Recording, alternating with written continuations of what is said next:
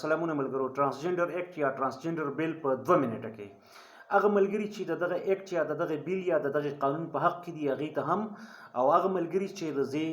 بیل د دې اکټ د دې قانون د ځینې مادو یا ځینې آرټیکلز یا ځینې کلاز مخالفت کوي هغې دې هم واوري. چې یو څو ورځې وړاندې په پېښور کې د ډولفینایان او د هغې په 2-3 ملګرو باندې قاتلانه حمله شوې وه او هغې کې هغې زخمیان شوي وو. پولیسو د هغې مجرمان نن نیولي دي او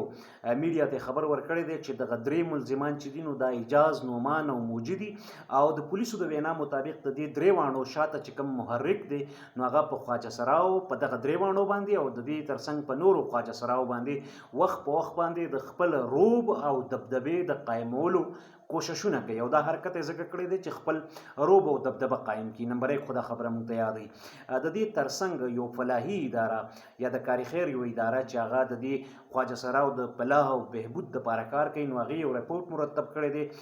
ډاکومنټس یا ریپورټس سټیټسټکس فګرز یې وړاندې کړي دي او دا یې ویلي دي چې په روان 2022 کې یعنی په 2022 کې په 13 میاشتو کې په خیبر پښتونخوا کې په خواجه سراو باندې 21 اساسینیشن اټمپټس شوي دي، یعنی 21 حملې شوي دي قاتلانه، او پکې 6 په حق رسېدلي دي، 6 پکې ژوند د لاسه ورکړی دی او دا هم ډاکومنټ کړي دي، دا هم رپورټ کړي دي چې په 13 کاله کې د کال 2015 نه راواخله د 2021 پورې د 6 کالو په دې دورانیه کې ریکارډډ، ریپورټډ، ډاکومنټډ حملې چې کومې شوي دي په خواجه سراو باندې نو د هغې شمېره 91 ده، 91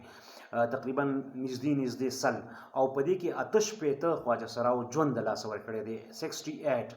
یا 88 نو 88 خواجه سراو په دغه 6 کاله کې ژوند د لاسه ورکړی دی او دا هغه دي چې ریکارډډ دي، ریپورټډ دي او ډاکومنټډ دي، د پولیسو یا د دغه ادارو په ریکارډ باندې راغلي دي. نو د دې دواړو خبرو ریلیټ کول یا دا دواړه خبرې په یو ځای ستاسو وړاندې راوستل نه زما مقصد دا و چې څوک مخالفت کوي نو هغه د خپل مخالفت ځکه جاري وساتي چې حق لري، دلیل به لري، جواز به لري، کنسرنز به ریزرویشنز به، او که څوک یې مخالفت کوي نو هغه د هم دغه به ریزرویشنز وي، دغه به